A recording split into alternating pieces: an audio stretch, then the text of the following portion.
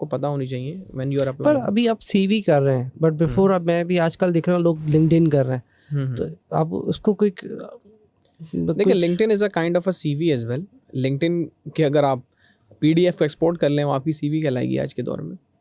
तो it's not a big thing, आप CV बना लें अलग से या लिंक्डइन का प्रोफाइल किसी से शेयर कर लें। द मेन थिंग इज़ कि आपका जो भी डाटा है, जो इन्फॉर्मेशन है, जो आप कर रहे हैं काम, जो आपका एक्सपीरियंस है, वो उसमें नज़र आना चाहिए। अब मैं तो उस चीज़ पे बहुत ज़्यादा बिलीव नहीं करता कि कोई आपका स्पेसिफिक फॉर्मेट होना चाहिए कुछ।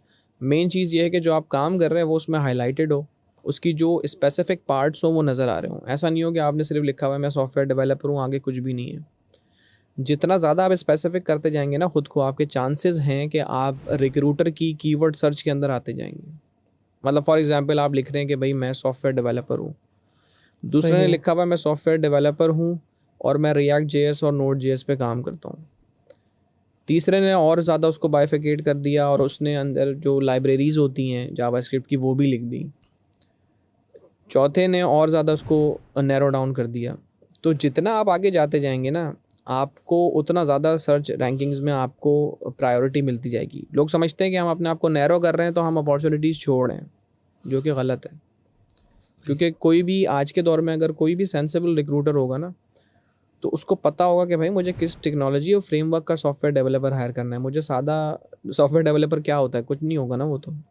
मुझे अगर कोई कंपनी बोलेगी कि भाई आपने किसी राइट। टेक्नोलॉजी का डेवलपर हायर करना है, तो मुझे पता होगा कि यार मुझे जावा का करना है जिसके साथ स्प्रिंग बूट पे उसने काम किया हुआ हो, बाकी और उसकी स्किल्स अलग क्या हों।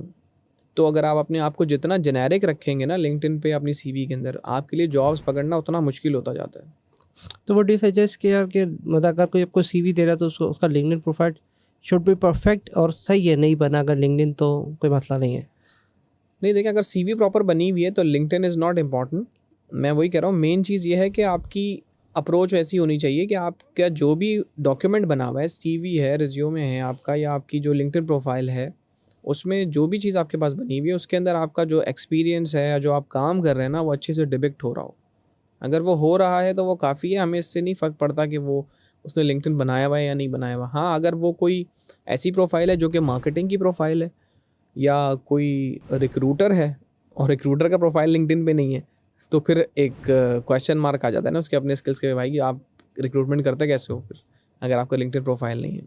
और मार्केटिंग के लोगों का भी होना चाहिए क्योंकि उनका सब सोशल हैंडल्स पे उनको होना चाहिए, तो वो फिर उनकी जॉब डिस्क्रिप्शन के अंदर काइंड ऑफ थिंग आ जाती है। तो उसके लिए हाँ, अगर कोई अकाउंटेंट है या कोई सप्लाई चेन की रिसोर्स है तो उसके लिए भी लिंक्डइन होना अच्छी बात है। लेकिन अगर नहीं होगा तो शायद वो, मैं उस पर बहुत ज़्यादा हैरान नहीं होऊंगा। लेकिन अगर किसी ठीक रिक्रूटर है। ने वो चीज़ मिस कर दी तो फिर तो मेरे लिए बहुत बड़ा क्वेश्चन मार्क है कि रिक्रूटर ही लिंक्डइन यूज़ नहीं कर रहा या सोशल मीडिया के लोग नहीं कर रहे, तो that could be a problem कि उस पर मैं सोचूंगा कि यार नहीं, ये तो इसकी प्रोफाइल में कोई इशू है। क्योंकि basically I did podcast, I think 2 और 3 पॉडकास्ट जो कि I think came from other country, तो उन्होंने कहा था यार सीवी का तो कॉन्सेप्ट ही ख़त्म हो गया। दैट्स व्हाई मैं जानना चाहता था कि पर अभी हम इसको अगर समराइज कर ले तो स्टिल वैलिड है पाकिस्तान में एटलीस्ट।